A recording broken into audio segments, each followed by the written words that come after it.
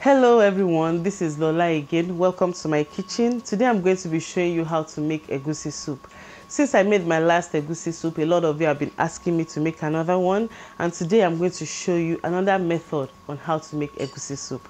So let's get started. The first thing I'm going to be doing is to blend together my onions and peppers.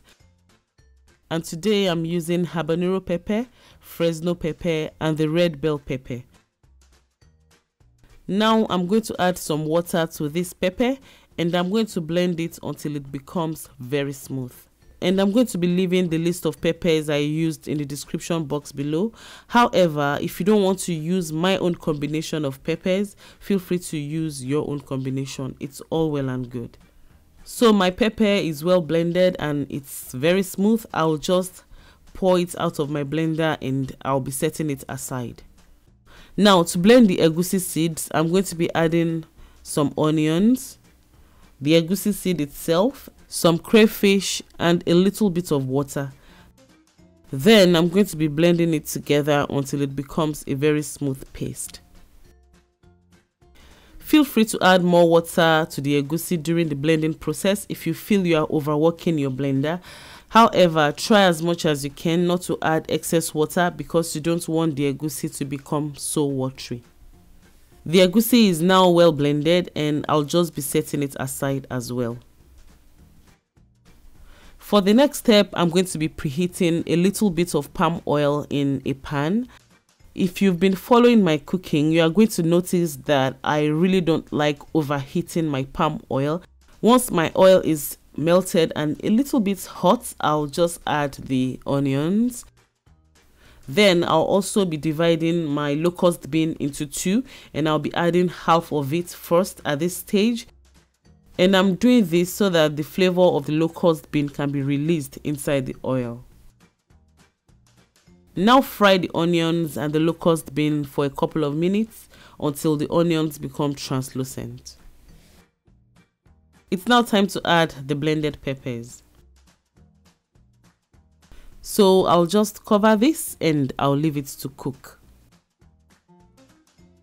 And it's very important to check on the stew every now and then to stir it and to make sure that it's not burning. Now this sauce has been cooking for about 15 minutes now. It's now time to add some more ingredients to this. I'm going to be adding some stock and today I'm using beef stock. Feel free to use chicken stock or any stock you have at hand. I'll also be adding the remaining locust bean and salt to taste. So I'm going to be covering this and I'll leave it to cook for about 3 minutes so that all the ingredients I just added will have time to mingle together. Okay, it's now time to add our egusi paste. So I'm going to carefully add the egusi inside my sauce, and this is because I want the appearance of the egusi to look really good once it's done. If you add your egusi carelessly inside the sauce, you might not like the resulting appearance once it's done. You can also rinse the blender inside the sauce if you want to. I'm not going to be mixing this at this point and I'll leave it to cook for about 10 to 15 minutes. After that, I'll come back to check on it. So the egusi has been cooking for 15 minutes on a medium heat and I'll check it at this point. Can you see it's looking so beautiful? So I'm going to be mixing it, and as I'm mixing it again, I'm not going to be mixing it carelessly, just for the appearance, you know. So I'm loving this right now, and the next thing I'm going to do is to add my protein, and today I'm going to be using some dry fish. I'm using a little bit of cow feet, a little bit of goat meat, a little bit of beef, and a little bit of tripe. Feel free to use your combination of meats or fish. It's all well and good. Cover this once again and leave it to cook so that all this protein can mingle with the egusi.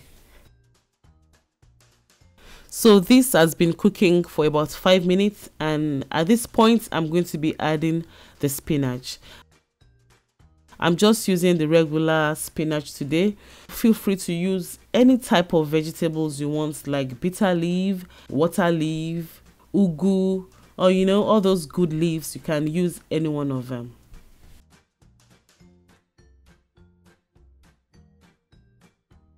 So I'm done adding my spinach, and as you can see, the face of the egusi is looking really beautiful.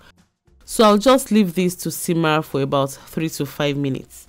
And that is pretty much it. This is how I make my delicious egusi soup.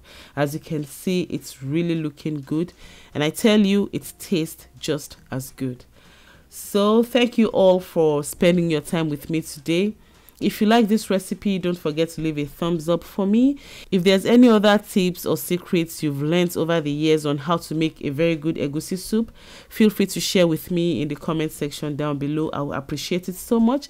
And if you try this recipe as well, I'll be very happy to hear your feedback. Until next time, enjoy.